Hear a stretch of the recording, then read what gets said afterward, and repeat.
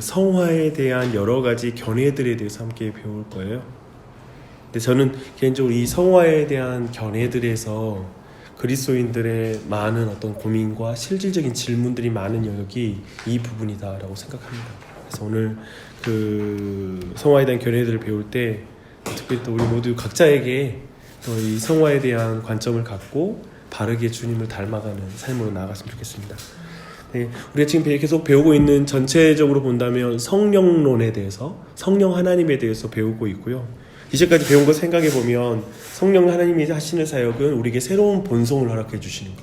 즉 우리가 완전히 죽은 상태였기 때문에 애초에 우리의 내면의 영적인 부분에 있어서 완전히 기능을 상실해서 무력한 상태에 있었기 때문에, 지난 주일 말씀 보면은 중풍병자와 같은 상태, 그러니까 전혀 움직여서 하나님께 나아갈 방법이 없는 상태였기 때문에 새로운 본성을 가지는 일들이 필요하죠. 그리고 그걸 우리는 거듭남이라고 그 의미를 말했어요. 그래서 그 일을 성령님께서 행하시고, 그리고 성령님께서 우리를 그리스도와 연합되게, 특별히 믿음 가운데 그리스도와 연합되는 것들에 대해서, 그리스도와 연합됨으로 말미암아 나타나는 게 뭐죠? 의롭다고 해주세요. 뭐냐면 그리스도의 의가 우리에게 전가되어요. 이 놀라운 일이 벌어지죠. 그렇죠. 그리고 이중 전가 교리 배우면서 우리의 죄가 또 예수 그리스도께 전가되고 하는 이것들. 그래서 율법을 우리는 지킬 수 없지만 오직 율법을 지킴으로 의를 얻을 수 있는데, 오직 예수 그리스도께서 완전하게 율법을 이루심으로 얻으신 의, 그분의 의를 우리 율법을 지키지 못한 우리에게 주신다. 그래서 믿음을 통하여 그리스도와 연합되어 있기 때문에 이 의를 받을 수 있다라는 것이죠. 그렇죠? 그래서 우리 그런 것을, 이것이 성령께서 그렇게 우리를 이끌어 가신다는 거 배웠고요. 그 다음에 그렇게 됨으로 말미암아 우리는 가족으로 입양된다라는 부분들을 보았습니다. 이렇게 됐단 말이야. 이제 지금까지는 우리가 놀랍게 이제 성령 하나님을 통해서 이제 정말 그 칭이라고 말할 수 있는 큰 주제라고 하는 그런 주제들을 우리가 살폈거든요. 근데 죄의 문제는 그러면 어떻게 되는가? 그러니까 여기까지 해서 우리가 의롭다고 선포되었고 하나님의 자녀로 우리가 입양이 됐는데, 근데 실제로 그리스도인들의 삶에서 우리가 부딪히는 문제는 여전히 죄를 짓고 있어요. 그리고 여전히 우리 안에 존재하고 있는 죄에 대해서 어떻게 이해해야 될지 모르겠는 거예요. 특히 우리는 막 성경에서 보면 성경에서는 그 완전히 우리가 거룩해졌다라고 이렇게 완료형으로 말하고 있고 막 이런 본문을 보면, 그렇다면 나는 죄를 짓고 있으니까 그러면 나는 거듭나지 않은 것인가, 나는 하나님의 자녀가 아닌 것이 아닌가, 항상 이런 질문들이 되게 많았고, 이런 영역에서의 불분명한 것 때문에, 그리고 성경에 대한 오해 때문에 나타난 것들 중에 하나가 구원파예요. 구원파는 한번 너는 의로워졌고 그리고 이미 용서 다 받았다, 미래의 죄까지 다 용서받았으니까 이제 더 이상 죄에 대해서 회개할 필요가 없다, 이런 식으로 가르치는 주제들도 다 성화론에 관련돼서, 칭의와 그리고 성화에 관련돼서 나타나는 이단들이에요. 그리고 이 주제에 대해서 오늘날에 굉장히 많은 사람이 혼란을 느끼고 있는 주제이기도 합니다. 그래서 오늘 신자의 삶에 여전히 남은 죄의 문제에 대한, 성화의 교리에 대한 큰 어떤 성경의 설명들을 같이 한번 볼게요. 네, 성화에 대한 논쟁의 역사가 있어요. 기본적으로 여기서 핵심은 뭐냐면 성화는 어떻게 일어나느냐에 대한 질문이에요. 그럼 성화는 어떻게 우리는 어떻게 거룩하여지느냐라는 부분이죠. 그래서 어떻게 일어나고 성화의 범위는 어디냐, 그러니까 거룩하여지는 범위가 어디까지냐라는 견해로 이 성화에 대한 주제가 굉장히 논쟁적으로 다뤄져 왔는데요. 사실 이것에 대한 1차적인 역사적 원인을 제공한, 이 논쟁의 시발점이 된 부분은 누구냐면 존 웨슬리예요. 그러니까 우리가 알고 있는 감리교의 창시자라고 말하는, 영국이 이제 국교, 그 성공회라는 그 안에 교회가 있을 때 거기서 나타난 신앙 운동이죠. 굉장히, 사실은 존 웨슬리는요, 신앙이 굉장한 역동성을 불러일으켰어요. 약간은 개신교가, 그리고 청교도가 어쩌면 약간은 좀 딱딱해지고 교리화되고 이성주의가 지배할 때, 좀 더 그렇게 됐을 때 사람들은 그냥 머리로는 다 믿고 있다고 말하고 막 자세한 어떤 성경을 분석해 나가는 이런 것들을 굉장히 많을 때, 존 웨슬리가 굉장히 그 신앙에 어쩌면 약간은 경건주의 운동이라고 말하는데요, 그 사람들의 마음에 경건한 마음과 이런 열정들을 불러일으키는 그런 일에 큰 공헌을 했죠. 근데 이때 성화에 대한 큰 입장 차이가 나타나기 시작했어요. 그리고 거기에 대한 주제들이 중요하게 나타나기 시작한 것이죠. 근데 크게 보면 그 당대에는 존 웨슬리 시대는 여러분 혹시 조지 휘필드라는 그 인물에 대한 들어보셨어요? 당대에 동일한 시대에 활동했는데 크게는 이 두 가지 입장이 크게 나눠졌어요. 그 성화에 대한 입장이 나눠졌다는 것, 그냥 역사적인 이런 흐름을 보시고요. 특별히 존 웨슬리 쪽은 감리교도 있지만 구세군도 이 감리교의 영향을 받았고요. 그 다음에 여러 가지 19세기, 20세기의 성결운동, 쉽게 말하면 지금 성결교 있잖아요. 성결교도 거대하게 이 라인이에요. 이 관점 라인으로 존 웨슬리로부터는 이 라인에는 있다라고 보시면 됩니다. 네. 이 주제를 다루고 방금 전에 말했다시피 워낙 논쟁적이어서 오늘날에도 이거 가지고 토론하잖아요. 이걸로 상대를 굉장히 정죄하거나 그거 아주 이단적인 가르침이라고 비난하고 있는 주제가 이 주제예요. 근데 우리 알다시피 로이드 존스는 이 문제를 어떻게 하면 접근하는 게 올바른 자세냐 이걸 다루잖아요. 근데 저는 항상 말하지만 로이드 존스의 이런 자세에서 많은 걸 배워요. 좀 입장이 다르는 거, 그리고 어떤 약간의 교리에 있어서 약간의 입장이 차이를 보이고 있는 주제를 어떻게 대해야 될지에 대한 마음 자세를 알려주고 있는데요. 그러니까 성화에 대한 견해에 대해서 한 가지 첫 번째 올바른 자세는 뭐냐면 성화에 대한 견해에 의해 구원이 결정되지 않는다는 거예요. 그러니까 이런 표현이 굉장히 중요해요. 왜냐하면 우리는 뭐 순복음 아니면 다른 어떤 교파, 교단, 어떤 침례교, 예를 들면 유아 세례에 대한 입장이 다르거든요.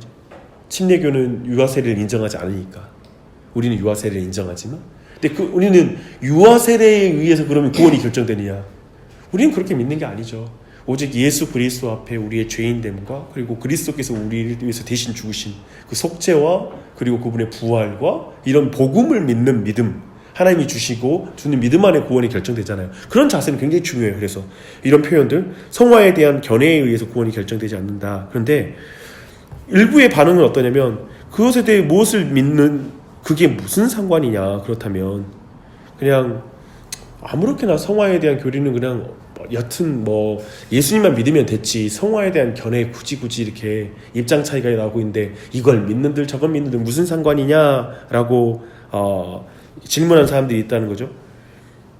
근데 이 당시에 로이드 존스가 이제 존 웨슬리, 조지 휘필드에게 그 당대에 이런 입장, 이런 질문을 한 것에 대한 일화를 소개해줘요. 뭐냐면 존 웨슬리가 조지 휘필드만큼 훌륭한 그리스인이었다는 것을 믿으십니까? 한다면 로이드 존스는 그렇다라고 대답해요. 정말 훌륭했다. 근데 당대의 조지 휘필드에게 이렇게 질문한 거예요. 휘필드 씨, 우리가 천국에서 웨슬리 씨를 보게 되리라고 생각하십니까? 지금 방금 말한 대로 쉽게 말하면 그 성화론의 차이로 그 사람이 구원받는다고 생각하느냐, 이런 걸 질문한 거죠. 그래서 휘필드가 뭐라고 대답하냐면 아마 보지 못할 겁니다.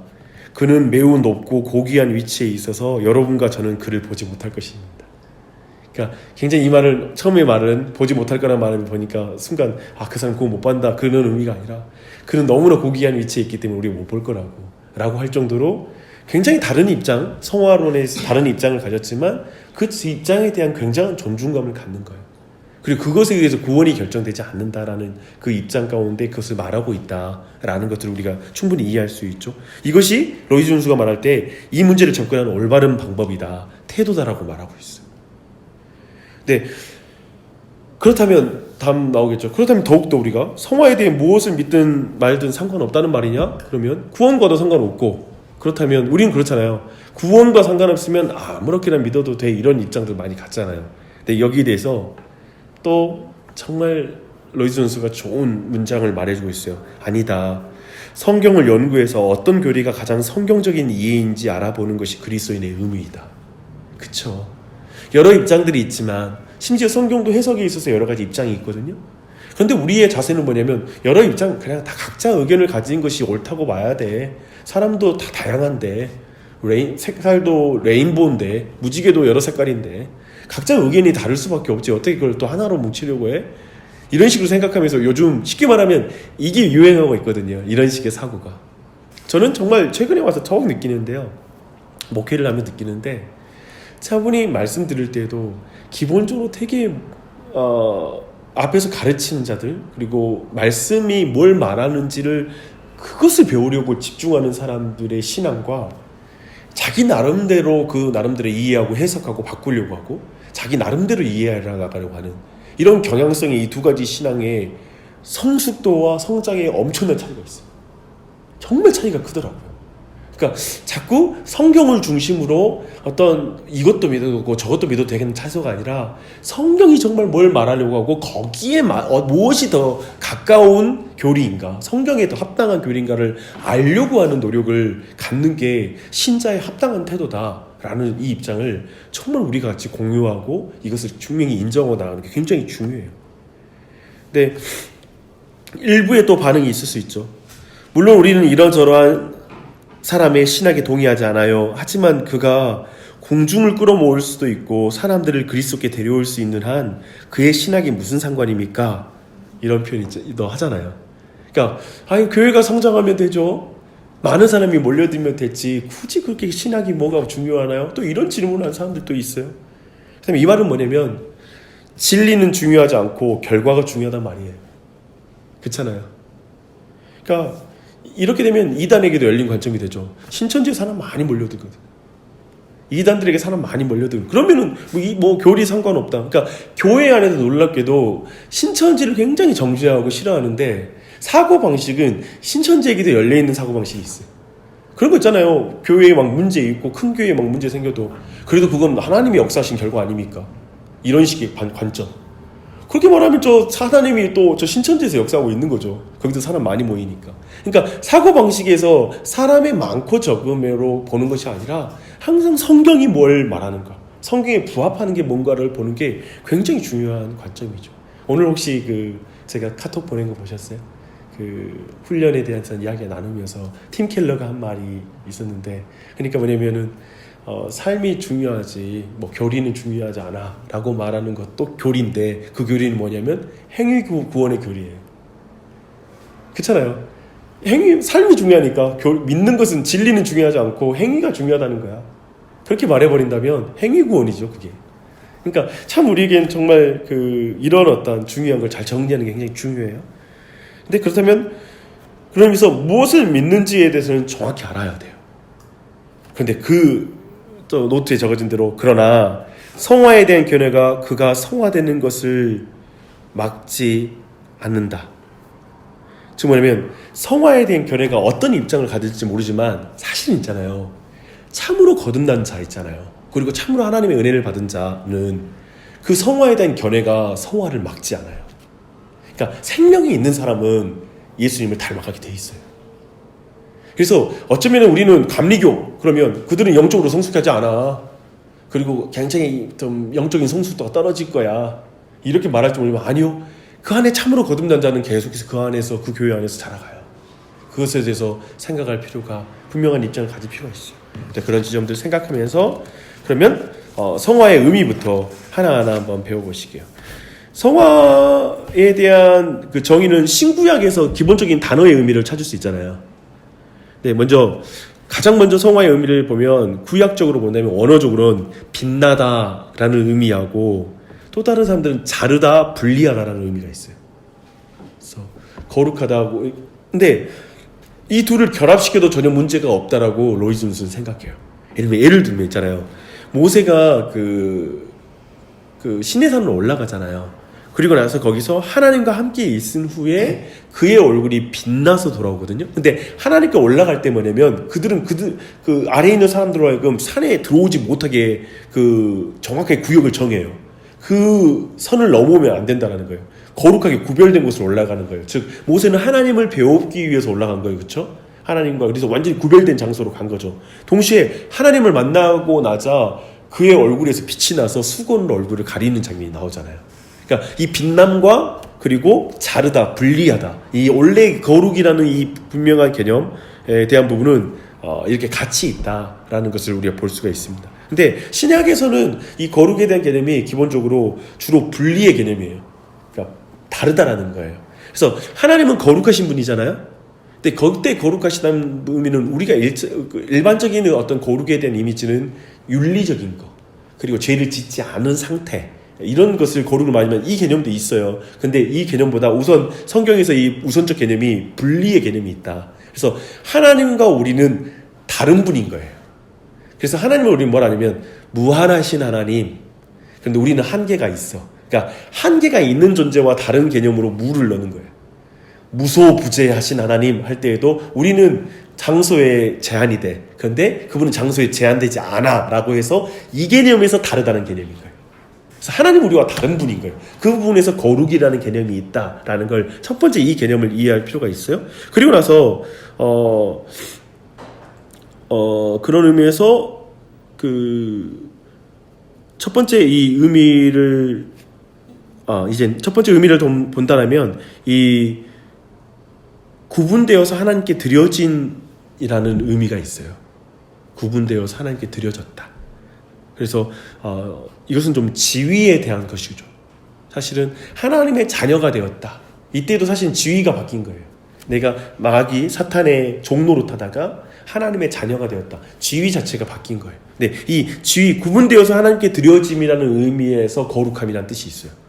그래서 하나님을 위해 그리고 하나님을 섬기기 위해서 따로 때려 놓는 것. 그래서 구약 생각해 보면 사람도 있잖아요. 이렇게 하나님을 섬기기 위해 따로 떼어놓는 사람들이 있잖아요. 나실인의 귀족 그리고 제사장의 레위인 이것도 따로 떼어놓는 것이거든요. 그리고 심지어는 무생물도 있어요.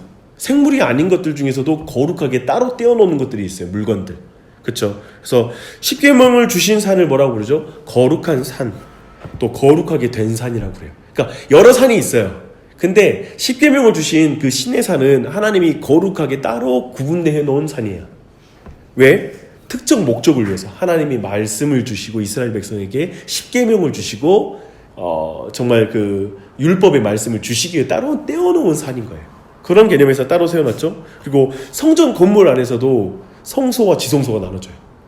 그것도 따로 떼어서 구분되어서 하나님 어떤 목적을 위해서 들여놓은 거 이 상태예요. 그래서 성전의 기구도 그렇게 구별되어 있죠. 그렇죠? 그런 것을 볼 수가 있어요. 근데 이 구별됨에는 이중적인 의미가 있어요. 뭐냐면 불경하거나 부정하거나 불결한 모든 것에서 분리시키는 것으로서의 의미로서 구별돼요. 그래서 예를 들면 앞에서 있잖아요. 성전의 기구 있잖아요. 네, 그런 기구로 사용된 물건은 다시 일상 용도로 사용 못해요. 그게 규정이에요. 그런 용도를 볼 수가 있죠. 재밌는 생각했는데 그러면 그런 거 있잖아요. 여러분 어렸을 때 우리 배웠던 거 성찬 할 때 있잖아요. 성찬 하고 나서 남는 거 있잖아요. 빵들 어떻게 또 그걸 일반적으로 그걸 먹는 거 그거 그냥 남은 거 그냥 먹어도 된다. 아니면 그냥 땅에다 묻는다 라는 거죠. 근데 사실 땅에다 묻는다라고 개념의 자체가 이게 배어 있는 거예요. 그러니까 원래 구별돼서 그렇게 사용되었던 것을 또 우리가 또 먹는 거 아니다 라고 이렇게 딱 규정 짓는 거예요. 사실은 그런 의미가 있는데 그걸 이렇게 직접적으로 그렇게 적용할 수 있는 것은 여러 가지 견해가 있을 수 있어요. 하지만 이런 의미가 사실 있죠. 그렇죠? 그런 의미. 두 번째, 적극적으로는 하나님께 바쳐져서 전적으로 하나님께 드려지는 것. 이걸 거룩하다고 말하는 거예요. 드려지는 것. 그래서 예수님은 근데 저는 여기서 보는데 이 두 가지 중에서 사실 항상 저는 이 두 가지가 같이 가잖아요. 그러니까 우리가 죄로부터 멀어지는 것이 그리스도인에게 거룩함인 동시에 하나님께 전적으로 드려지는 것이 그리스도인의 거룩함이라는 거. 이 두 가지가 있는데 항상 신앙생활이 소극적일 때가 많아요. 뭐냐면 근데 죄로부터 내가 조심히 해야지 라고 하면 내가 거룩이 지켜지는 것처럼 죄 짓지 말아야지, 내 시험에 들지 말아야지, 이렇게 뭔가 약간은 수동적인 그런 의미로서 이런 어떤 거룩의 개념인데 좀 더 하나님께 전적으로 드려지는 것. 그러니까 미워하지 않으려고 하는데 사랑하는 것. 이것도 이 거룩에 있거든요. 미워하지 않는 것도 거룩한 삶이지만 전적으로 사랑하는 것 또한 또 거룩한 삶인데 우리는 이 후자 부분이 되게 약하다는 생각 많이 했었어요. 그러니까 저 앞에 있는 전자는 한번 생각해보면 그 두려움이거든요. 미워하지 말아야지, 하지 말라는 걸 하지 말아야지. 근데 하라는 것을 하지 않는 것도 죄거든요. 하나님이 서로 사랑하라 라고 했는데 사랑하지 않는 것도 죄거든. 근데 우리는 무관심이 죄가 아니라고 생각하잖아요. 그러니까 그런 개념을 볼 땐 이 거룩이라는 그 개념 자체가 그냥 죄로부터 멀어짐인 동시에 하나님께 전적으로 드려지는 것이 거룩이다라는 측면이 우리 안에 살아날 때 우리 신자의 삶에서도 거룩한 삶에 대한 의미가 이 이중적 의미를 이해할 때 굉장히 실질적으로 우리가 자신을 돌아보게 돼요. 그래서 주일날에 사람들이 회개하는 시간에 대부분은 뭘 생각을 떠올리겠어요? 뭘 놓고 죄책감을 느끼겠어요? 소극적 의미겠죠. 막 불경건하거나 부정한 것에 자신이 노출되었던 것을 생각하는데 대부분들은 이러거든요. 크게 이번 주에 잘못한 게 없는데, 대부분은 사실은 크게 나는 이번 주에 뭐 문제는 없었는데 이런 느낌 받아요. 근데 내가 전적으로 지금 거룩함으로 다른 사람을 사랑하고 섬기고 정말 그리스도가 나를 사랑하신 것 같이 이웃을 사랑하려고 했는가, 이렇게 돌아보면서 안타까워하고 아파하는 그런 때가 많지 않죠. 그래서 이런 부분을 같이 생각할 때 되게 건강해진 것입니다. 신앙생활이 우리가 바르게 설 수가 있어요. 근데 예수님 보면요, 적극적으로 자신에게도 거룩하다라는 말을, 그러니까 거룩하게 하다라는 단어를 요한복음에서 2번이나 사용해요.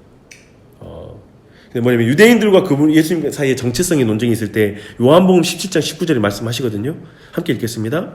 하물며 아버지께서 거룩하게 하사 세상에 보내신 자가 나는 하나님의 아들이라 하는 것으로 너희가 어찌 신성 모독이라 하느냐. 그렇죠. 그러니까 지금 거룩하다, 구분되어 하나님께 드려졌다라는 이 용어를 무생물부터 그리스도까지 사용하는 거예요. 그렇죠? 이것을 볼 수 있어요. 근데 이 구별하여 거룩하다 이 부분을 또 신자들에게 적용된 성화의 개념의 말씀들이 있습니다. 그래서 그것 또한 살펴볼 필요가 있어요. 사도행전 26장 18절 읽겠습니다. 그 눈을 뜨게 하여 어두움에서 빛으로 사단의 권세에서 하나님께로 돌아오게 하고 죄사함과 나를 믿어 거룩하게 된 무리 가운데서 기업을 얻게 하리라. 여기서 거룩하게 된이라고 보죠. 고린도전서 6장 11절 너희 중에 이와 같은 자들이 있더니 주 예수 그리스도의 이름과 우리 하나님의 성령 안에서 씻음과 거룩함과 의롭다 하심을 받았느니라. 히브리서 10장 10절 이 뜻을 따라 예수 그리스도의 몸을 단번에 들이심으로 말미암아 우리가 거룩함을 얻었노라 라고 말하죠. 그 아래 14절 이어서 그가 거룩하게 된 자들을 한 번의 제사로 영원히 온전하게 하셨느니라. 그렇죠. 여기서 거룩하게 됐다라는 건 명백한 거예요. 한 번에 온전하게 영원히 이렇게 막 표현 쓰잖아요. 근데 이 부분에 대한 개념은 분명한 거 뭐냐면 사람들을 하나님께로 구별했다는 거예요. 그렇잖아요. 구별했다는 뜻이 아까 말했죠. 구분이잖아요. 그러니까 이걸 사실은 하나님께로 구분되는 것은 영 단번에 이루어지는 거룩이에요. 하나님께 속하는 것, 그러니까 하나님의 자녀로 속하는 것, 구별돼 버리는 것, 지위 자체가 그렇게 구별돼 버리는 거 있잖아요. 이것은 영 단번에 일어나는 거예요. 이걸 거룩이라고 말하는 거예요. 그러니까 우리가 성경을 볼 때 이미 거룩해졌다가 완료형으로 말할 때 그것은 바로 이 지위와 관련되어 거룩해졌다는 거예요. 근데 왜 이 말을 하냐면 다른 면에서 거룩하여지니라, 말씀과 기도로 거룩하여진다 이런 표현을 하거든요. 근데 이때 당혹스러워하는 거지. 아니 나는 이미 예수 그리스도 안에서 거룩하여졌다라고 완료형으로 이미 말했는데 또 거룩해진다, 말씀과 기도로 거룩해진다니까 갑자기 내가 말씀을 열심히 보고 기도 열심히 하면 내가 또 거룩해지는 것처럼 말하니까 예수 그리스도를 통해서 이미 거룩해졌는데, 항상 성경 해석할 때 이 부분을 의외로 우리는 성경 안에서 이 부분에 대한 구분을 보겠는데, 아니 성경은 이 두 가지를 다 같이 보는 거예요. 지위에 있어서 영 단번에 하나님의 자녀가 된 거예요. 한 번에 예수 그리스도의 제사로 말미암아 되었다라는 것이죠. 그래서 이 부분은 사람들을 하나님께로 구분했다는 의미로서 첫 번째 의미, 구분되어서 하나님께 드려짐에 대한 성경에 대한 성화에 대한 개념인 것입니다. 근데 두 번째 의미는 뭐냐면 거룩하게 되는 내적인 변화예요. 그러니까 이게 우리가 일반적으로 성화할 때 있잖아요. 일반적으로 사용하는 용례가 이거예요. 그래서 거룩하게 되는 것은 뭐냐면 지위가 아니라 내적인 변화인 거죠. 실질적으로. 그래서 새로운 지위에 합당한 존재로 만들기 위해 무언가가 우리 안에서 일어났다는 거예요. 그게 성화예요. 그래서 우리가 하나님의 자녀가 됐으면 자녀에게 합당한 모습이 바로 변화돼야 되잖아요. 그것을 바로 성화라고 말하는 것이죠. 그래서 윤리적인 의미에서 거룩하게 만드는 거예요. 삶에서 그를 거룩하게 만드는 거예요. 선한 일을 행하는 거예요.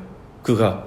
그래서 하나님께 구별하는 것이 우리를 거룩하게 만드는 것이 아니다. 우리는 거룩하게 여겨진다라는 표현을 써요. 그렇죠? 우리가 첫 번째 의미에 하나님께 구별됐다라고 말했잖아요. 그걸 첫 번째 의미인데 그것은 실제로 우리를 내적으로 거룩하게 만드는 게 아니에요. 다만 우리는 거룩하게 여겨졌다는 거예요. 그래서 하나님의 자녀라고 인정받는 것이죠.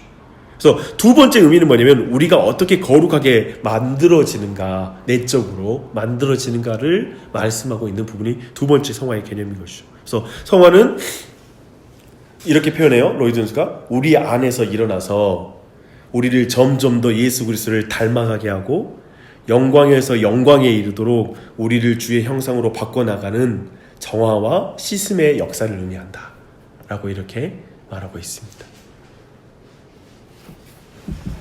그래서 이 두 가지를 다 포함한 표현이죠. 성화는 우리 안에서 일어났다. 그리고 나서 우리를 점점 더 예수 그리스도를 닮아가게 하고 이거 미래형, 영광에 영광에 이르도록 우리를 주의 형상으로 바꿔나가는 정화와 씻음의 역사이다. 그렇다면 성화에 대한 개념은 일순간에 일어난다? 그런 개념이 아니죠. 지속적이고 점진적이고 계속적으로 일어나는 것이 되겠죠. 질문이 있어요. 구원받고 나서 예수님이 오시고 나서 우리는 계속 성장할까요? 안 할까요? 우리가 예수님이 오시고 나서 천국에 들어갔어요. 재림하시고 나서. 그리고 나서 그리스도인들은 계속해서 성장해 나갈까요? 그러니까 더욱더 거룩해져 나갈까요? 그렇지 않을까요? 생각에 우리가 보는 것은 영화로 들어간다고 하잖아요. 영화. 그죠?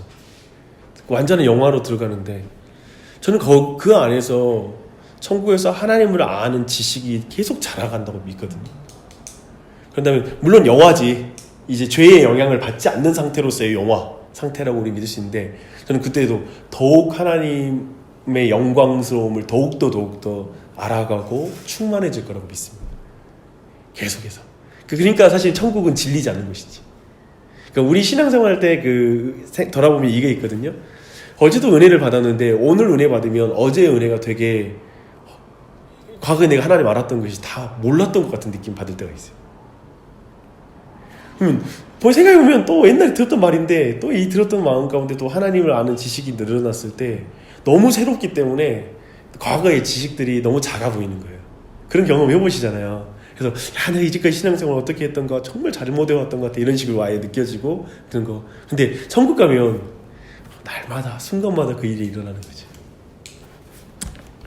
사모하면 됩니다. 그렇죠? 그날이 기다리죠. 근데 성화에 대한 또 다른 정의, 정말 훌륭한 정의라고 사실 크게 다르지 않는 건데요. 로이드 존스 그 정리한 내용을 같이 읽어보겠습니다. 의롭다 하심을 받은 죄인을 죄의 오염으로부터 건져내고 그의 본성 자체를 하나님의 형상 안에서 새롭게 하며 그가 선한 일을 행할 수 있도록 하시는 성령님의 은혜롭고 계속적인 작용. 이 정의는 좀 더 성화 생각하면 사람들이 인상하는 관점은 뭐냐면 내가 하는 만큼 되는 것으로 생각하는 경향이 되게 강해요. 근데 다시 한번 이런 정의는 우리에게 분명하게 점을 좀 찍을 필요가 있어요. 우리가 분명히 확인할 거 있어요. 성화의 사역은 누구의 사역이에요? 성령 하나님의 사역이에요.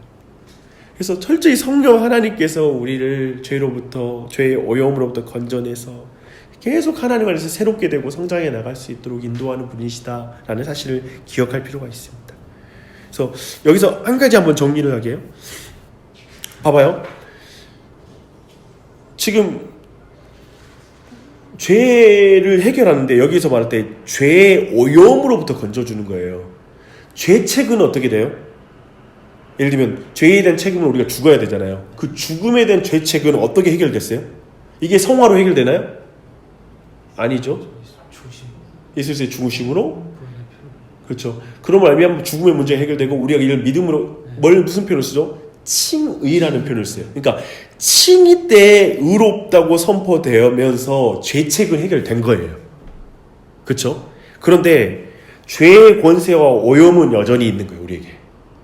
우리의 삶에. 그래서 이것이 바로 성화와 관련이 있는 거예요.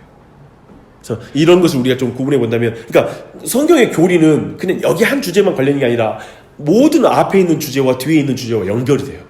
그래서 통일성을 가지고 있어요. 연속성을 가지고 있어서 이게 칭의와 성화교를 우리가 배웠기 때문에 그것과 관련되어서 이 주제를 그 죄책과 죄의 오염이라는 걸 우리가 둘 다 배웠기 때문에 사실 이것과 연결시켜서 칭의와 그리고 성화에 대한 부분들도 연결시켜서 이해할 수 있다라는 걸 우리가 이해할 수 있겠죠. 왜 이러냐면 이 부분이 혼동되면 어떻게 될 것 같아요? 칭의하고 성화를 혼동되면 무슨 일이 발생할까요? 칭의와 성화가 혼동되면 성화에서 어떤 문제가 나타났을 때 확신이 없죠. 그렇죠. 칭의 자체가 흔들리는 거예요. 자기가 의로워졌다는 부분에 대해서 이 부분에 대한 확신. 그러니까 저는 신앙생활이 조금은 우리에게 자칫 잘못하면 어렵게 다가오는 거 뭐냐면 하나님의 은혜로 구원 받았는데 그 다음부터 내가 이루어야 된다. 그러니까 뭔가 내가 더 완전해져야 된다라는 어떤 이런 거. 그러니까 내가 되는 만큼 신앙을 확인하려고 하는 거. 그러니까 오늘 말했잖아요. 뭐 믿는 건 중요하지 않고 네가 어떻게 사느냐가 중요해. 자꾸 이런 말 굉장히 많잖아요. 그러면 행위구원론이에요. 그렇게 되는 거야. 그렇게 되면 그리스도로 말미암아 의로워졌다라는 이 사실을 자꾸 놓치는 거예요. 이 부분에 대해서 우리 안에 잃어버리는 거예요. 그래서 정말 그리스도의 의로만 공로로만 의로워진다 사실 기억했을 때 성화의 과정 또한도 여기에서 우리 안에 실패와 좌절 속에서도 여전히 하나님의 칭의의 은혜 가운데 성화를 해나가요. 그래서 근본적으로 어떻게 표현하냐면 성화는 칭의에 달려있는 거예요. 이해되시죠? 무슨 말이냐면 하나님께 의로워졌다라는 그 은혜, 오직 하나님의 은혜로만 내가 의로워집니다라는 것을 계속 붙잡고 있는 상태에서 성화의 과정에서 우리가 느끼는 모든 어려움과 좌절과 낙심과 내 자신의 또한 실수와 죄에 빠지는 문제와 실패들을 극복해 나갔습니다. 그때마다 낙심돼서 못하거든요. 신앙생활이 항상 오직 칭의에서 모든 능력이 와요. 그래서 이런 관계성들도 굉장히 잘 이해하는 게, 그러니까 이것을 혼합해버리는 것도 완전히 깨져버리는 거고, 그러니까 칭의와 성화를 같이 묶어버린다든지 혼동해버리는 것은 신앙의 문제가 되고, 또한 이것의 둘을 완전히 분리시키는 것도 잘못된 거죠. 이것이 칭의가 어떻게 성화에 영향을 주는지, 이걸 관계를 정확히 이해하는 게 신앙생활에 굉장히 중요합니다. 그래서 참 이런 것들을 저는 너무 잘 정리를 못하면 어렵더라고요. 좀 잘 정리할 필요가 있습니다. 그래서 칭의와 성화의 차이점을 본다면 칭의는 전가된 의예요. 의가 내게 전가된 거예요. 그렇죠? 예수님의 의가 우리에게 전가된 거. 그래서 하나님은 경건치 않은 우리 사람을 의롭다 하셨다. 의롭게 하셨다라고, 의롭다고 불러주시죠. 그렇죠? 이건 전가된 의죠. 그러니까 그 사람이 의롭지 않은데 믿음으로 말미암아. 네, 성화는 뭐냐면 분여된 의라고 말해요. 그러니까 성화는 나의 것으로 간주된 의가 아니라 내 안에서 창조되고 내 안에서 만들어지는 의라고 말하는 것이죠. 네, 그런 지점들을 같이 볼 수 있습니다. 그래서 근데 여기에서 정말 재밌는 주제를 로이드 존스가 말합니다. 성화는 하나님과의 관계라는 견지에서 규정해야 된다라고 말하고 있어요. 왜냐면 우리는 성화를 우리의 도덕적 상태와 상황이라는 견지에서만이 아니라 하나님과의 관계 속에서 도덕적 상태 및 상황의 견지에서 규정하도록 주의를 기울여야 한다. 왜 이 말을 하냐면 사람들이 일반적으로 생각할 때 내가 성화되었다 라고 할 때 뭘로 하냐면 자기의 도덕적인 수준으로 자기를 결정해요. 그러니까 뭐 음란한 짓을 하지 않았다. 뭐 나는 남에게 비난하지 않았다. 그리고 남들 뒤에서 욕하지 않았다. 그리고 남들의 명예를 내가 실추시키지 않았다. 뭐 이런 것들 뒤에서 욕한다는 말을 쓰죠. 후욕이라는 성경이 표현하는데 그런 것도 안 했고 거짓말도 하지 않았고 이런 식으로 말하는 거. 그러니까 그런 도덕적인 것으로 성화를 규정하는 경향이 있잖아요. 진짜 거룩한 사람이다 이렇게 말하기도 하잖아요. 또 말도 너무 좋고 착하고 그런 경우가 있어요. 근데 뭐냐면 도덕적인 사람도 존재하지만 그것이 성화되었다는 의미는 아니라는 거예요. 우리가 헷갈리는 게 뭐냐면 굉장히 착한 사람이 교회 안에 딱 들어오잖아요. 그러면 하루아침에 사실은 굉장히 성화된 사람 보여요. 그러니까 이것도 있어요. 예전에 제가 이 말 했었는데 날마다 정한수를 떠다 놓고 새벽마다 일어나서 이렇게 기도를 한 불교도가 있는 거예요. 근데 어느 날 그래도 이 사람이 하루아침에 교회를 다녔다고 생각하고 교회에 왔는데 오자마자 그 다음 날부터 새벽 예배를 계속 나와요. 사람들은 놀라면서 정말 거룩하다. 굉장히 그런 행위들 안에서 순식간에 어떤 기본적으로 그 사람의 자질과 착한 성품과 그리고 좋은 교육에서의 어떤 젠틀한 모습과 이런 모든 것들을 보면서 이 사람이 성화됐다라고 이렇게 많이 생각하는 경향이 있는데, 그것하고 성화는 구분돼야 된다는 거예요. 그러니까 성화는 철저하게 하나님과 우리의 관계, 하나님 앞에서 우리의 지위라는 개념을 반드시 포함해야만 한다. 도덕성과 순결함 자체는 성화가 아니다라고 말합니다. 근데 이건 너무 이해되죠. 그리고 굉장히 중요한 구분이라는 거 이해되시죠. 그러니까 여기에 속으면 안 되겠더라고요. 그러니까 저도 이제 교회에서 보면서 느끼는 거, 이건 굉장히 중요해요. 뭐냐면 항상 교회에서 영적인 어떤 리더가 되고, 그리고 마을장이 되거나 어떤 다른 사람들을 보는 장로가 되거나 이런 위치에 서는 사람, 전 믿는 게 뭐냐면, 사람들을 볼 때 단순히 착한 것의 문제가 아니라 자세히 보면 있잖아요, 하나님과의 관계를 말하는 사람이 있어요. 하나님과의 관계를 붙잡고 나가는 신앙이 있고, 찾아보면 되게 착하고 교회 11조를 하고 예를 들면 교회 의무들을 다 수행하고 있는데, 항상 그 의무를 수행하지만 하나님과 자신이 느끼는 갈등과 그리고 하나님 안에서 몸부림치는 그 관계, 그리고 그 신분에 대한 부분에 대한 것들을 말하지 않고 거의 그냥 너무 착한 모습으로 대하는 사람들을 만나게 돼요. 분별해야 돼요. 그러니까 저는 우리가 정죄하기 위한 분별이 아니라 그 사람을 바르게 영적으로 돕기 위한 분별인 거죠. 그리고 어쩌면 너무 착하고 그러지만 착한 걸로 구원받을 수 없어, 그냥 우리 11조로 구원받는 거 아니야 라는 말을 의도적으로 이야기할 필요가 있어요. 그래서 그런 거 아니야, 정말 예수님과의 관계가 어떤지 한번 확인해봐. 그러니까 너는 어떤 죄로 진짜 갈등하고 있니? 그러니까 그 사람이 진짜 어떤 죄로 지금 하나님 앞에 씨름하고 있는지, 그리고 용서의 은혜를 구하고 있는지를 볼 필요가 있다는 거예요. 근데 의외로 이런 질문을 하면 전혀 대답 못하는 사람들 많아요. 너무 착하고 교회에서 너무 교회 활동도 성실하게 잘하는데 그런 부분에 거의 감각이 없는 경우를 만나요. 굉장히 심각하게 생각해야 돼요. 그러니까 속으면 안 돼요. 이런 주제, 그러니까 이런 지식은 단순한 게 아니라 교회를 세우고 직분자를 세우고 모든 신앙생활에서 우리 신앙을 돌아볼 때 굉장히 중요한 겁니다. 우리는 착하기 위해서 믿는 게 아닙니다. 하나님의 자녀로서 믿는 거예요. 이 사실을 기억하고 나아갈 필요가 있는 것이죠. 네, 지금 정의 문제 여기까지 다루게요. 그러니까 성화라는 정의 부분을 지금 쭉 다뤄왔는데 이 자체로도 굉장히 많죠. 사실은 굉장히 우리가 생각할 게 많이 있고 좋지. 성화는 뭐야? 거룩해진다는 게 뭘까? 교회 생활하는데 교회 생활 잘한 게 뭐냐? 그러면 뭐가 진짜 교회 생활 잘하는 거야?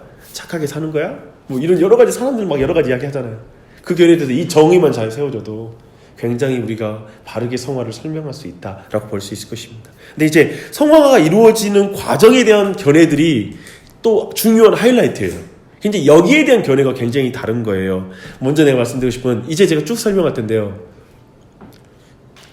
24시간 예수 그리스도를 생각하는 것. 그러니까 예를 들면 감리교이기도 하죠. 한 그 선한 목자교회의 유기성 목사님 생각해봐요. 저는 유기성 목사님 굉장히 존경하는 부분이 있어요. 그리고 굉장히 내가 그분에 있어서 많은 걸 배우고, 때론 내가 그분의 말을 통해서 가슴이 뜨거워지는 경험을 가져요. 근데 너무나 존경한데, 예를 들면 그분의 견해가 어떤 위치일까 한번 쭉 보면서 한번 생각을 해보면서 쭉 봐봐요. 예를 들면 우리가 실질적으로 그렇게 추구해나가, 아까 말한 대로 우리는 로이드 존스가 말한 태도로 그 모든 걸 바라보는 거니까 지금 나누는 것들도 우리가 정죄의 개념이 아니라 이 안에 우리가 배울 것들이 있다는 생각 가지면서 봤으면 좋겠어요. 첫 번째 뭐냐면 완전주의자의 견해가 있어요. 완전주의란 완전함에 이를 수 있다라는 견해이죠. 근데 그 부분 정확하게 내용을 좀 살펴보면 몇 가지 견해가 있는데요. 첫 번째, 그리스도인에게서 죄가 완전히 근절된다고 가르치는 사람들이 있어요. 찰스 핀이라는 유명한 부흥사입니다. 비유는 이런 거예요.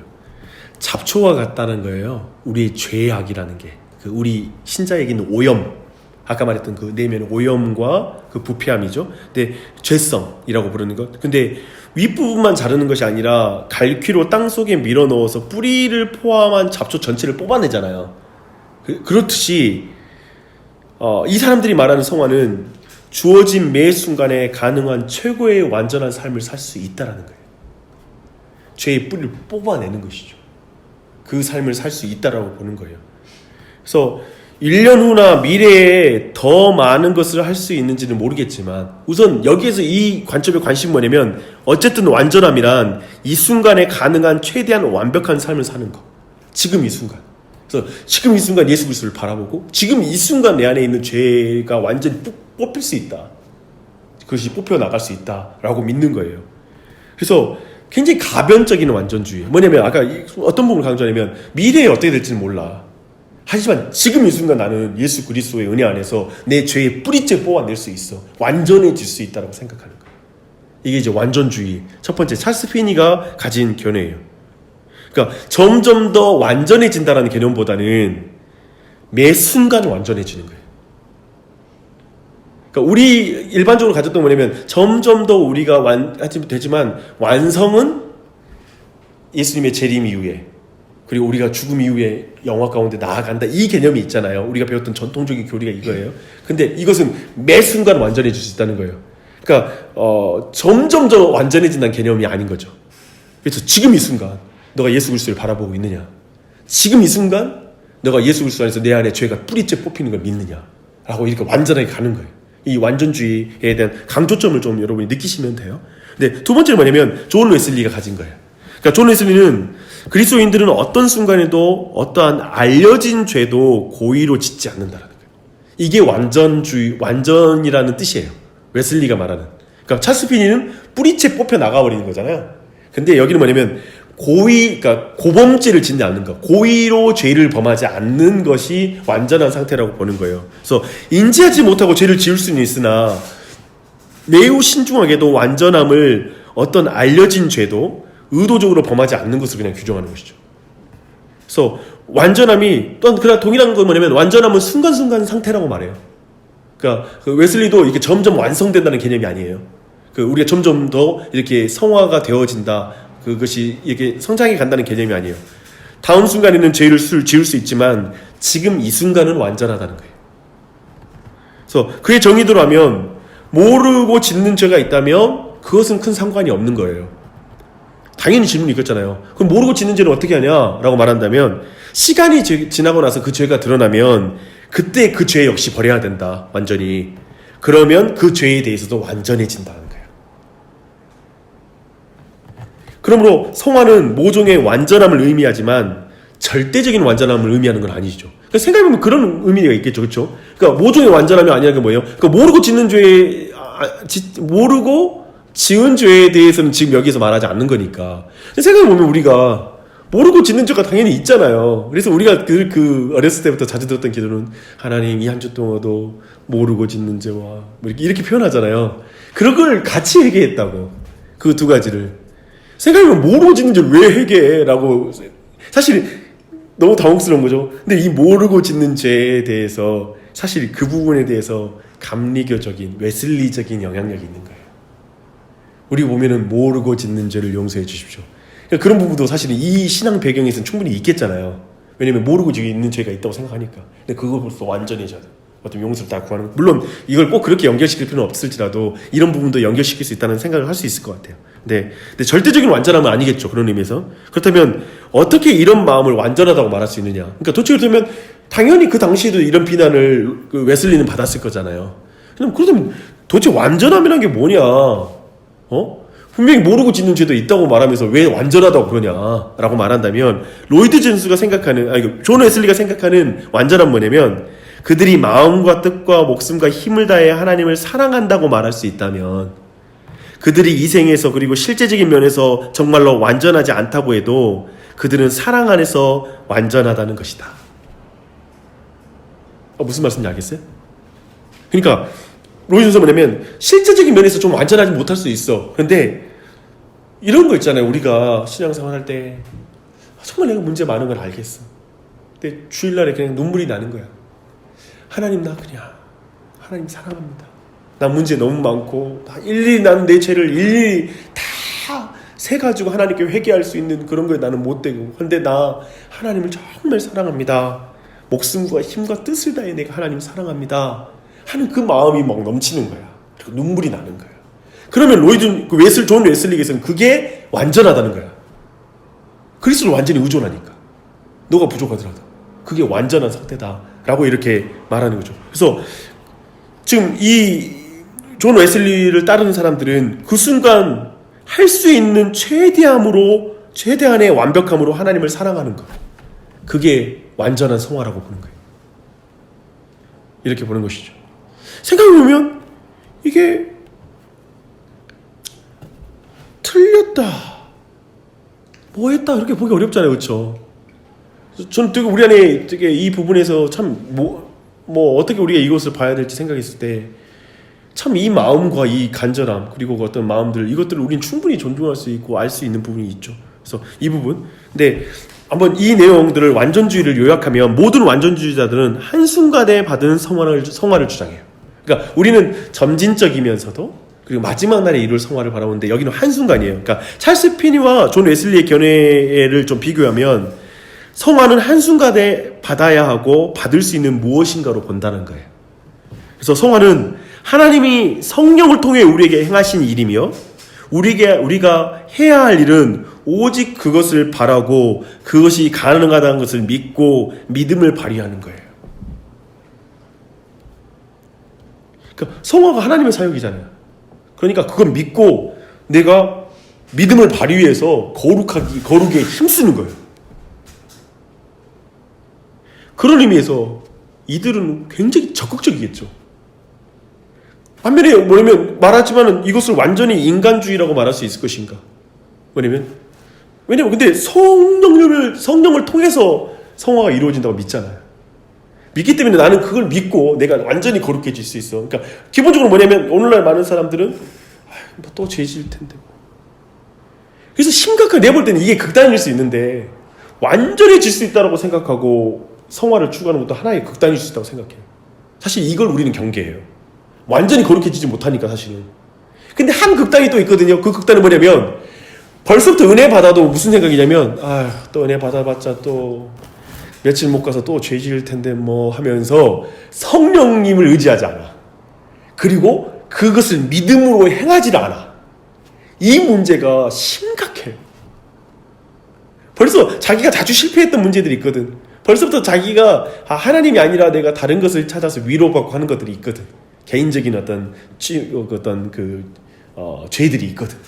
그러니까 그 죄를 내가 다시 안 지을 거라고 생각 안 해. 그러니까 한쪽은 뭐냐면 그 죄가 완전히 사라질 것이다. 이제 하나님께 그 성령님 통해서 내 안에 없어질 것이다라고 이렇게 믿고 나아가는 거. 이런 나아가는 측면이라면 한쪽은 벌써 아니 나는 안 돼. 성령께서 은혜 주셔도 그런 식으로 생각 안 하는 거죠. 근데 저는 이거 굉장히 중요한 극단이다라고 보고 이 부분이 장로교 쪽에 특별히 우리에게서는 이 부분이 철저하게 결여되는 거예요. 그러니까 한편에 옆에서 딱 뒤에서 볼 땐 하나님을 믿고 막 열심을 내는 사람에 비해서 장로교가 정말 하나님을 믿기 때문에 마땅한 책임, 성화에서 우리의 책임이라는 게 있거든요. 근데 이 책임의 부분이 사실은 우리의 그 성화의 교리에 충분히 있어요.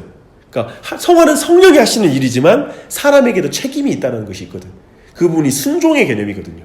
그리스도와 연합되고. 근데 우리에게 있어서는 이 부분이 교리적으로 정리가 안 될 수 있을 뿐만 아니라 이 부분에서 그리스도와 연합, 그리스도를 의지하고 그 다음에 성령님과 동행하는 이 부분에서 굉장히 결여되어 있어요. 그러니까 이 부분은 너무 중요한 주제예요. 그래서 이거 여러분 간과하시면 안 됩니다. 그러니까 오늘날 그리스도인들의 많은 무력함이 여기 안에 있다라는 걸 주목할 필요가 있습니다. 그래서 근데 이 사람들은 우리는 하나님께서 그것을 구하면 주시라는 것을 믿기만 하면 된다는 거예요. 그래서 우리는 순간적으로 눈 깜짝할 사이에 성화를 받을 수 있다고 보는 거예요. 그래서 이 사람들이 말하는 건 뭐냐면 당신은 칭의를 받은 것과 마찬가지로 성화도 받아야 한다고 말하기를 굉장히 좋아해요. 그러니까 순간적으로 완벽하게 일어날 수 있어요. 그러니까 이렇게 보면 매 순간 강조됐잖아요. 매 순간 완전해진다고 봤을 때 매 순간 그리스도를 의지하고 성령님의 도움을 받아 완전해지는 거예요. 이게 굉장히 강조되는 거예요. 그 순간. 근데 한쪽 극단은 점점 더 완성된다라는 개념이 있잖아요. 근데 이 부분에서 그러니까 이런 경향이 먼저 이 전자가 강조되면 어떤 식의 신앙생활이 강화될 것 같아요? 매 순간이 강조되고 성령님의 도움으로 순간 완전해지는 것이다. 완전해지는 것이다. 그러니까 성화도 받는 거야. 라는 경향성이 강해지면 저는 이 부분의 극단이 제가 순복음교회에서 배웠던 극단이 여기에 있었던 것 같아요. 뭐냐면 순복음은 뭘로 해결이 되냐면 성령 충만으로 그냥 끝나는 거예요. 제가 어렸을 때 배웠던 건 뭐냐면, 그러니까 모든 죄를 짓고 모든 게 성령 충만하지 않기 때문이라는 것이지. 그래서 그러니까 내가 그걸 놓고 막 노력한다 이런 느낌, 뭐 그리고 내가 거기서 막 부단히 하나님을 따르는 이런 과정들보다는 이걸 다 완전히 다르게 설명해요. 뭐냐면 성령 충만을 받으면 일신적으로 내 자신은 완전히 마음이 평안해지면서 막 그 하나님을 사랑하는 그런 거룩한 마음이 생기고 매 순간마다 성령님을 의지해서 살아라 라고 말하는 거야. 근데 생각해보면 이것이 완벽하게 틀린 말이냐? 이걸 왠지 동일한 말을 다르게 말한 같은 느낌도 들어요. 이해되죠? 우리도 우리 말씀을 통해서 은혜 받고 매 순간마다 말씀 의지해서 살아라. 그래야 됩니다. 라는 말과 성령 충만 받아서 성령님 매 순간마다 의지하고 안녕하세요 성령님 하면서 아침부터 저녁까지 그리고 잘 주무세요 성령님 이렇게 이야기하면서까지 성령님과 매 순간을 동행하라는 거예요. 근데 이게 얼핏 보면 그렇게 다르지 않게 보이는 경향성이 있어요. 근데 이 부분에 있어서 그러니까 완전히 무시하고 그것이 완전히 능력이 없다라고 볼 것이 아니에요. 분명히 그것으로 그들 또한도 하나님을 알아가고 있고 아까 말한 대로 그들 또한도 그 안에 성화에 대한 입장이 성화를 만드는 것이 아니라는 것을 우리 믿는다면 그들 또한도 거기서 성령 안에서 윤리적으로 그리고 말씀의 균형을 잡아가는 사람들도 많이 있어요. 그러니까 말씀의 중요성을 깨닫고 나아가는 순복음 교인도 있기 때문에 무시할 게 아니라는 거예요. 근데 예를 들면 이렇게 설명되어지는데 다분히 제가 봤던 순복음 쪽의 경향성은 뭐냐면 뭐 상관없이 그 순간 그 성령 충만 받으면 다 해결이 된다 라는 그게 강해요. 그런 측면에 있어서의 차이점들을 가지고 있죠. 근데 이런 부분들에 대한 전반적으로 완전주의, 그래서 약간 이 완전주의 쪽과 좀 더 가까운 부분이 순복음도 다 그 계열 안에 있다고 저는 느껴져요. 순복음, 그 다음에 성결교, 감리교, 이 전체적인 라인들이 어느 정도 그 흐름 안에 있다라고 좀 이해하시면 돼요. 그래서 사실은 보면 되게 열심히 있어요. 무시할 수 없는 열심을 갖고 있어요. 그들에게 보이는 특징들은 열정이에요. 잘 보면 열정적이고 간절해요.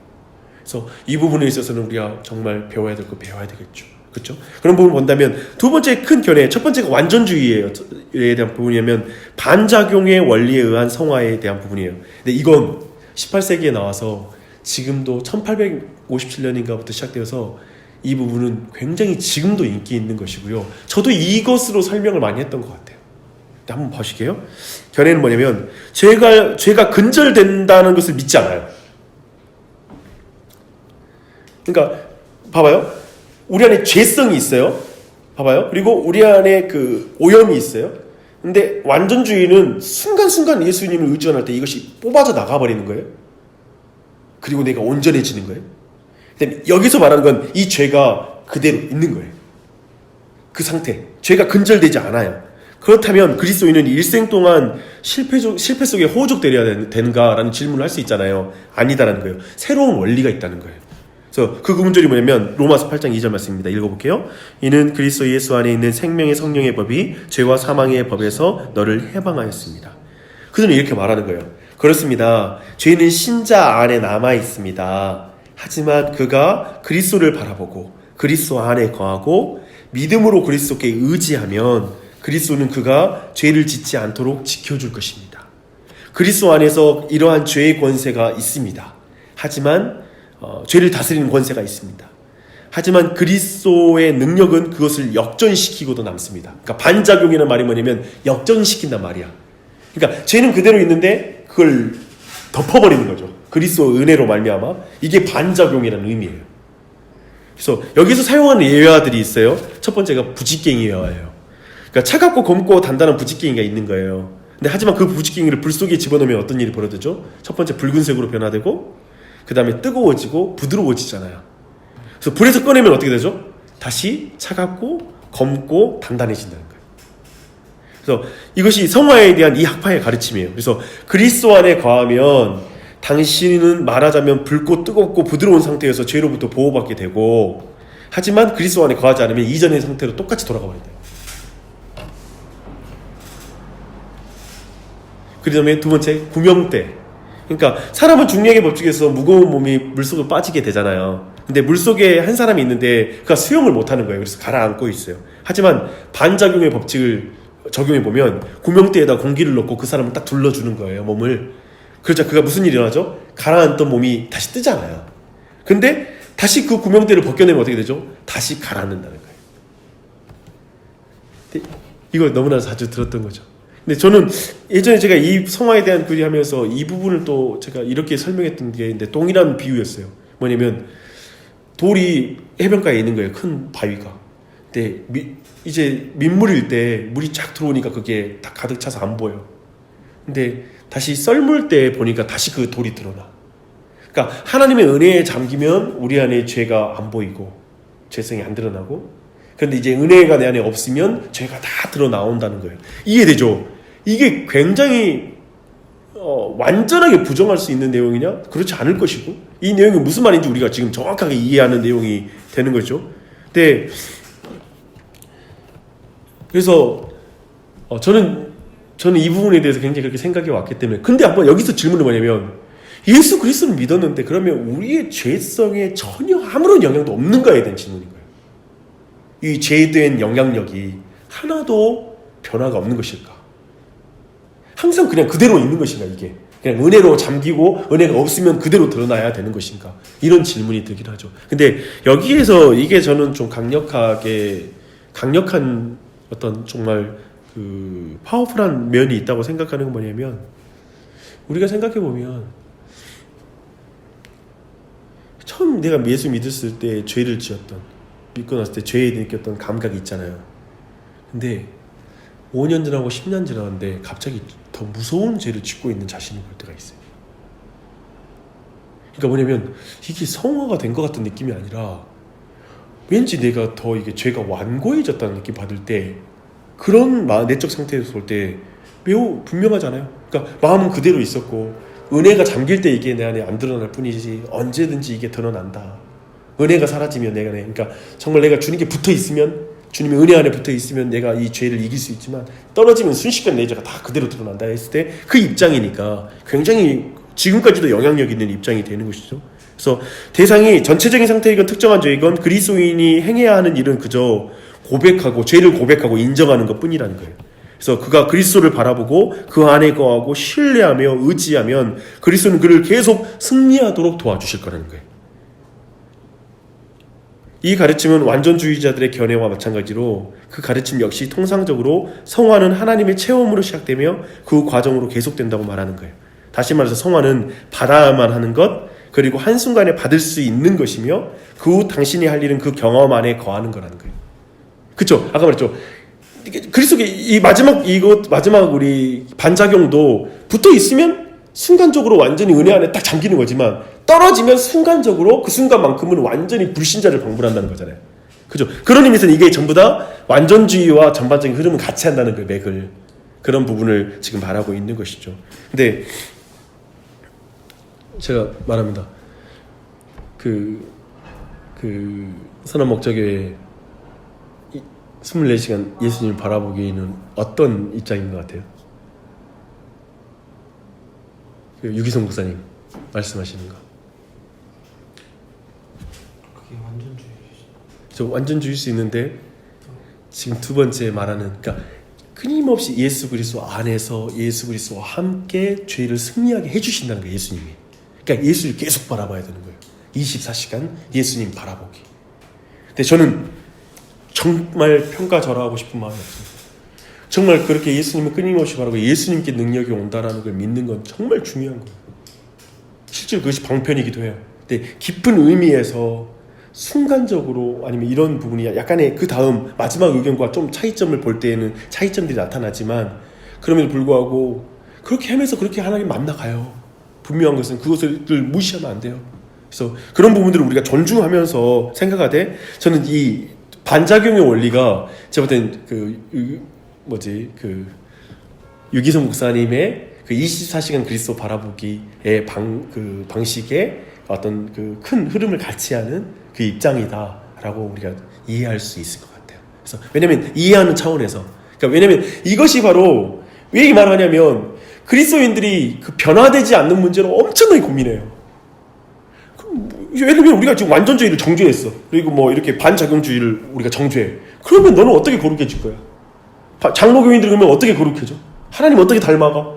이 질문하면 장로교인들은 엉망으로 살거든. 별다를 거 없어요. 나는 좋은 교리 안에 있어, 나는 좋은 입장 안에 있어, 이걸로 말할 게 아니더라고요. 그러니까 사실은 여기서 신중하게 봐야 되겠더라고요. 되게 그럴 게 아니라 그렇다면 정확하게 차이점들을 이해하면서 그 다음에 어떤 것이 성경에 합당한지를 우리가 좀 볼 필요가 있겠죠. 그렇죠? 아무튼 이거 보고 나서 다시 한번 더 볼게요. 세 번째 의견은 뭐냐면 거듭난 순간 시작되어서 영화롭게 될 때 완성되는 성화예요. 그러니까 완성이 어디로 가죠? 그 영화롭게 될 때 완성되는 성화야. 그러니까 성화의 완성을 이제 죽음 이후 그리고 하나님 나라에 들어가는 것, 그 재림 이후 이 과정에 두는 거죠. 그렇죠? 그래서 정의는 우리가 중생하는 순간 시작해서 우리의 삶 전체 동안에 점진적으로 계속되며 죽음 이후에야 완전해질 과정이다 라고 말합니다. 그러니까 다른 견해들과 구별해준 가장 큰 차이점은 성화를 칭의에 받을 수 있는 체험이라고 말하지 않는 거예요. 거듭난 순간 성화가 시작되고요, 이 성화는 계속 진행되어서 우리 몸이 궁극적으로 영화롭게 되고 부패로부터 건짐을 받을 때야 이르러서야 완전하게 된다는 거예요. 그런 견해를 가지고 있죠. 그래서 중간에 순간 완전되고 완성되고 이런 게 없죠. 그렇죠? 중간에 어떤 순간적이고 이런 형태로. 그래서 증거 구조는 뭐냐면 로마서 말씀이죠. 그뿐 아니라 또한 우리가 곧 성령의 처음 익은 열매를 받은 우리까지도 속으로 탄식하여 양자될 것 곧 우리 몸의 성량을 기다리느니라. 그래서 우리 몸의 성량을 기다리느니라.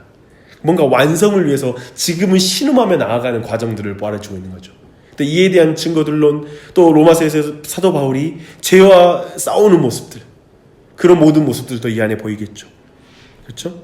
그래서 마무리를 좀 하면 전체 큰 세 가지의 견해를 봤거든요.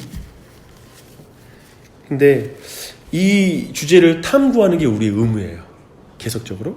그래서 단순히 우리 자신의 견해를 옹호하거나 다른 사람들 비판하는 생각으로 탐구하는 것은 우리가 할 일이 아니다라고 로이 존스가 말합니다. 동의합니다. 다른 사람 비판하려고 하는 게 아니라 끊임없이 이것을 어떻게 우리가 보는가의 문제인데요. 로이 존스는 이렇게 말해요. 웨슬리에게 많은 빚을 지고 있다. 첫 번째 집단에 속한 사람들의 성화와 거룩에 대한 작품들을 읽는데 자신은 많은 시간을 보냈다. 그들의 책들을 읽을 때 마음이 뜨거워지고 자신 안에 성화의 과정이 격려받고 더 촉진되었던 것을 기쁨으로 그도 경험했다라고 말해요. 그러니까 로이 존스 사실은 그의 입장은 조금 다른데 이제 좀 더 세 번째 견해를 가지고 있는데 그럼에도 불구하고 그런 견해에서 자신이 유익을 얻었다라고 이렇게 말하고 있습니다. 근데 마지막에 이 글이 너무 좋더라고요. 그 마지막 글 우리가 서론에서도 약간 말한 이야기이기도 하지만 우리 마지막 글을 함께 읽도록 하겠습니다. 그러므로 성경을 주의한 이 책들을 읽읍시다. 그리고 성경으로 갑시다. 이 책들을 최대한 공평하게 검토하고 이 문제에 대한 진리에 도달하도록 노력합시다. 우리가 함께 이렇게 하면 우리의 영혼은 복을 받고 풍성해질 것입니다. 또한 성화 교리를 연구하는데 시간을 보낸 것에 대해 하나님께 감사드리게 될 것입니다. 라고 말하죠. 그렇죠?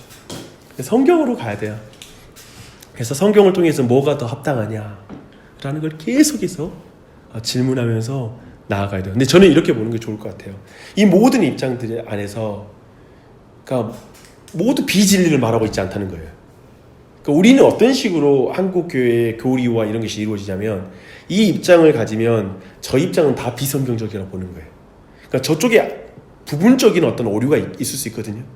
근데 그렇게 보지 않고 그냥 전부 다를 무시해버린 경향성이 한국인들이 굉장히 그게 또 강하잖아요. 뭐 아니면 도 아니면 흑백을 완전히 나눠버린 경향이 있잖아요. 근데 그렇게 보는 것은 좋지 않아요.